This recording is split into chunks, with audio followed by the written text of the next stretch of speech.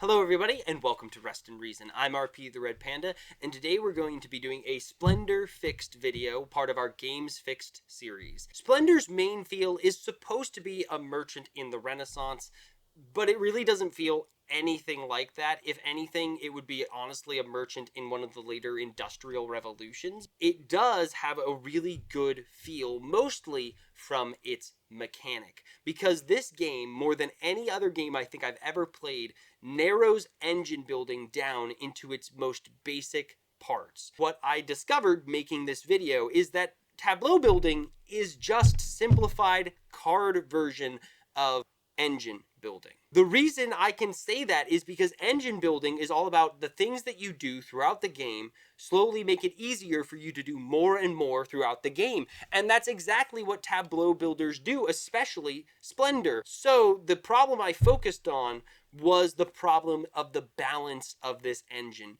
You see, an engine builder in its basic form is supposed to make it so that the level 1 cards are the most basic thing, the thing that help you build up an engine so that you can eventually buy level 2 cards. And level 2 cards are kind of weird usually, because in most engine builders, level 2 cards are something between that build-up phase and giving you end-of-game bonuses. Sometimes they have end-of-game bonuses, sometimes they don't. In Splendor, they do. And then finally, you have the level 3 cards, and the level 3 cards are supposed to be the height of the height. They're the ones that give you most of your points and most of the things you need to win the game usually, but they also usually cost the most. You need to have a big snowball to buy them. And so the problem with Splendor is this whole system is broken. Let me go ahead and show you how it's broken by the cards that I removed from the game. All right, so first off, if you notice I have them tapered, this is a level 1 card, this is the level 2 card, and that's a level 3 card. Remember the rule I said at the beginning. Level 1 cards are supposed to be focused on building your engine and not getting you end-of-game bonuses and helping you build up as you go on, whereas later cards are supposed to be focused on giving you more points and bigger bonuses for going for them. Well, that's clearly not the case here. You can see that this one costs 14 gems.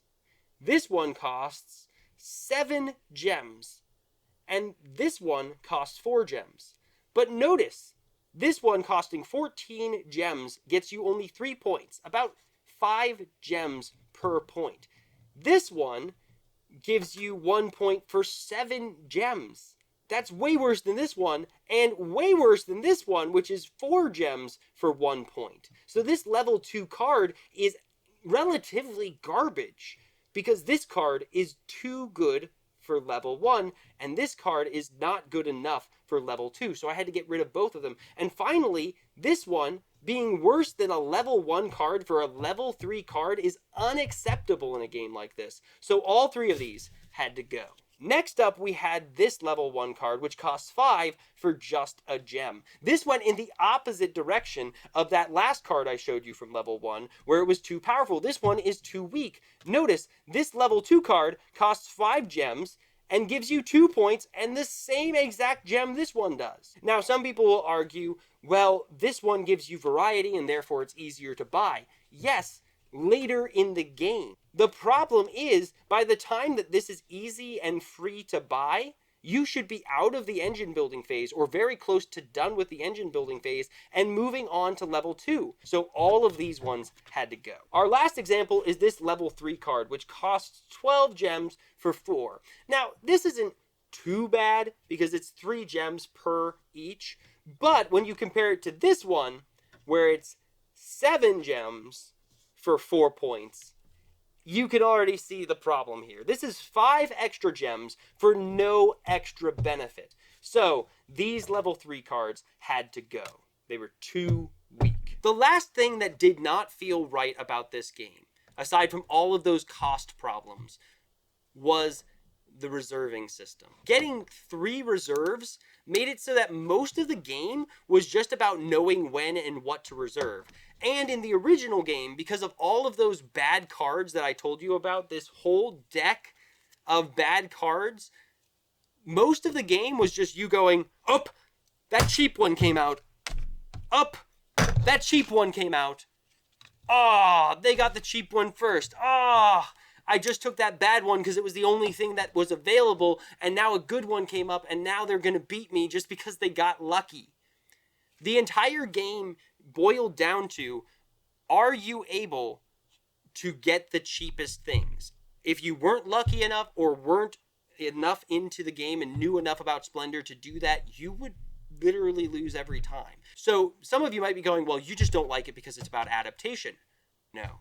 In fact, I believe that this actually makes a lot of thematic sense in Splendor, that you're a merchant trying to buy up companies to create a company that you control. You are facing competition. Other people are buying up what you want. People who bought houses from 2020 until now know exactly what I'm talking about. It's crazy. People will come in, snatch up something, and suddenly something else comes up that you don't want as much or costs maybe a little bit more or isn't quite as good. I believe that tactical strategy games are supposed to be tactical. You can plan them ahead. You can make your choices based off of long-term planning. And adaptive strategy games are about, what am I going to do in this moment that's the best possible thing I can do right now? And when you mix the two, unless you do it with alchemic brilliance, you are going to make one of them explode. You're either going to make it like with Splendor, where the game becomes too tactical and not adaptive enough, or you're going to make it like Terraforming Mars ended up being, too adaptive when it's supposed to be tactical. Let's go ahead and get into my fix. What did I do to make these cards even? Let me go ahead and show you. First off, the level 1 cards were still at a disadvantage because, for example, this costs 4 for no points and this costs 6 for 3 points. Very clearly, this gives you a major advantage. But I wanted to make level 1 still about engine building, which means that these cards can't get points on them. It would just make them too strong and not about engine building. So what I did was I created the Famed Selection card. The Famed Selection card is a card that when you get one level 1 card of each gem, you will get a bonus. You will, if you're the first player, get 8 points as a bonus. If you're the second player, you get 7, and the third and the fourth get 6. The idea here is obviously the first one to do it gets extra points, but eventually people cool their jets, but it's still impressive that you have a full selection. It makes you famous. It makes you a well-known merchant. This also retains the fact that this is primarily about deck building. You're not getting a very high amount of points, and you have to get all 5 different gem types just to get any points at all. But it also makes it so it can compete with the other levels and not feel useless. With level 2, we had a small problem.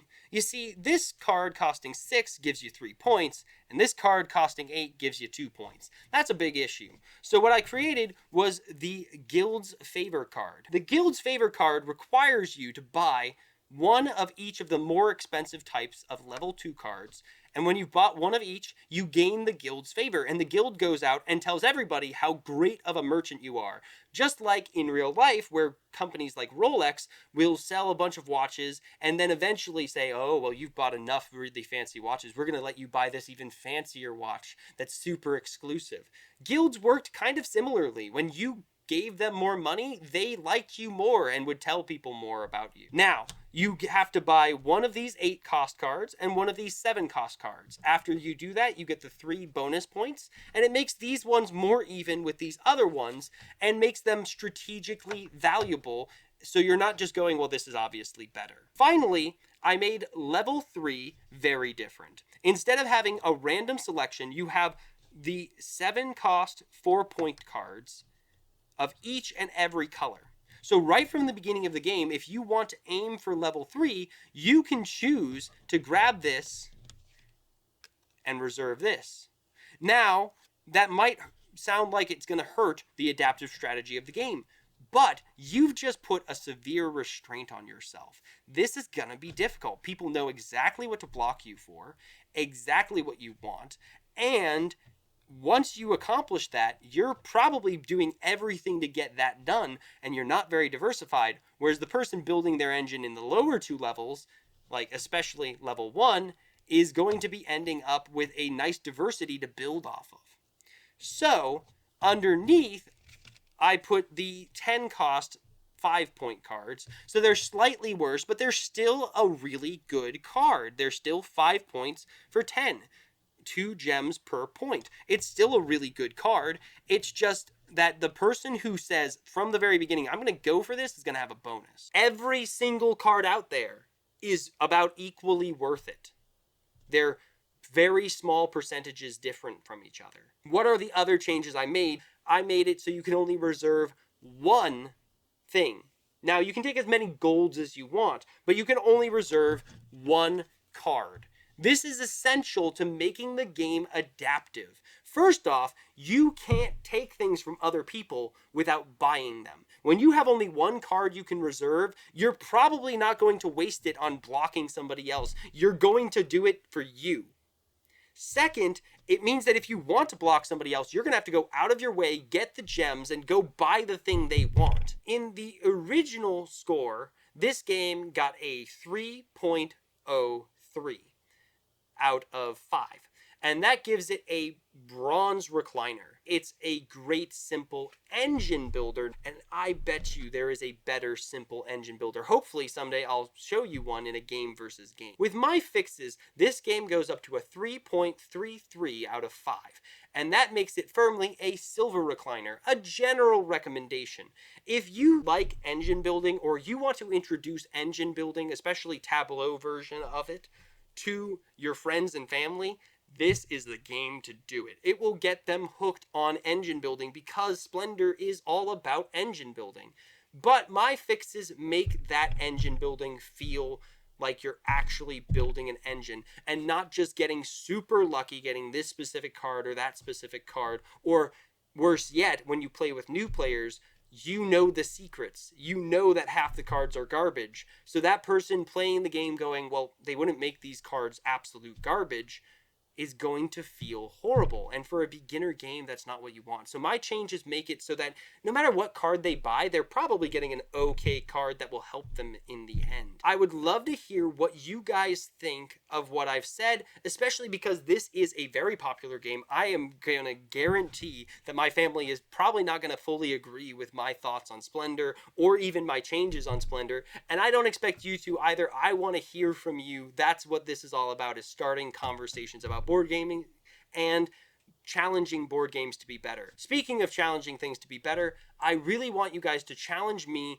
to be more entertaining. I've realized that I'm kind of dry and very mathematical and technical, and I'm really happy with that side of my channel, but I'd love you guys' suggestions on how I could make this more entertaining for you as the viewer, so that the information doesn't bore you and you can get it in a way that's more fun. Please hit that subscribe button, hit that notification button, and join my merchant empire so that we can continue making better board game content. And as always, thank you so much for joining us today on Rest and Reason.